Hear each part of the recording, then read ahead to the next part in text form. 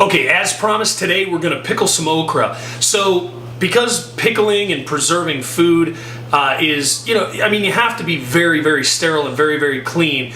I'm not going to go through all of that with you. You need to read your canning instructions on your canning jars or look it up, look it up on the internet to find out the correct procedures. I don't want to be liable if anybody cans something wrong. I'm just going to show you the ingredients and the way that I do it. So you have to make sure that your hands are extremely clean. Make sure that that the jars are extremely clean, and we're going to pickle some okra today. Okay, so you've got to have your okra. We've got our okra right here. That's just enough to go into one of our jars here.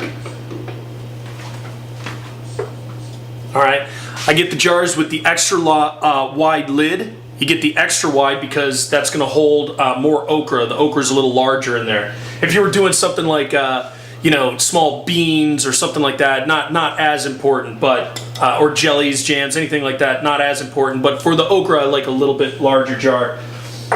You're also going to need fresh dill. You're going to need white wine vinegar.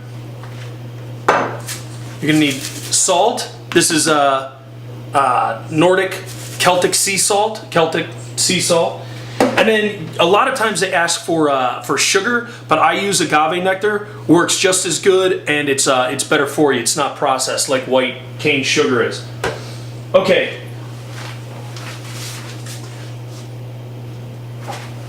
Also, garlic, and I'm going to use fresh cayennes right out of the garden. Okay, so the trick is you take the okra, make sure that the okra is going to fit in the jar. Alright, so I've got the right size okra. And what I'm going to do is I'm going to concoct my mixture. I'm going to put it on the stove of my salt, my vinegar, and my agave nectar. So I'm going to want to use probably about a cup of vinegar, 2 teaspoons, or actually probably 2 tablespoons of the agave nectar, and 2 teaspoons of the salt. I'm going to mix that up on the stove, and then once it's done, I'm going to heat up the jar on the stove in some lukewarm water, because when you put the hot stuff in the warm jar, it won't crack the jar. And then we're going to put the top on it, and we're going to let it sit for a couple weeks and see what it tastes like. So I'm going to start preparing all this stuff, and I'll bring you back when I'm ready to pour the mixture into the jar. Okay. Okay, as you can see, we've got our jar. I've got my mixture boiling right now, so we're going to go ahead and we're going to add the ingredients right to the jar here. So I'm going to put my okra into the jar. And since I'm not canning this to preserve it for months, I want to get after eating this in probably, in a week. I'm not using all the standard canning practices, okay? So now I've got that in there, and I'm gonna fill it in with a couple other things. I've got some red cayenne peppers, which will add a nice zing to it, and they'll be great pickled as well. Then I took 1 clove of the elephant garlic, and I broke that up. So I'm gonna shove that down in there.